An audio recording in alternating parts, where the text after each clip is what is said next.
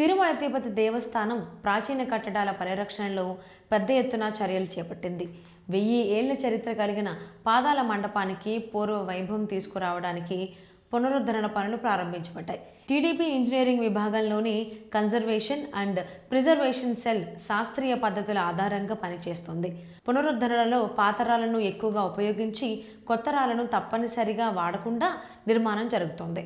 పైకప్పులు, గోడలు, నేలరాలన్నింటికీ నెంబర్ వేస్తూ audio visual documentation, డ్రోన్లు, 30 సీసీ కెమెరాలతో జాగ్రత్తగా పనులు జరుగుతున్నాయి. అంతేకాకుండా వాటర్ టైటనింగ్, స్కాఫోల్డింగ్ వంటి సాంకేతికతలను ఉపయోగించి మండపాన్ని భవిష్యత్తు తరాలకు సురక్షితంగా ఉంచడంలో ప్రత్యేక శ్రద్ధ తీస్తున్నారు.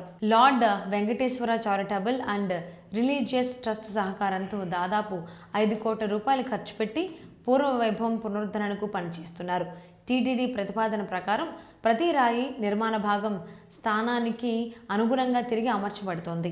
ఈ పద్ధతితో పురాతనతను కాపాడుతూ తిరుపతి పాదాల మండపానికి అసలు వైభవం తిరిగి తీసుకొస్తోంది.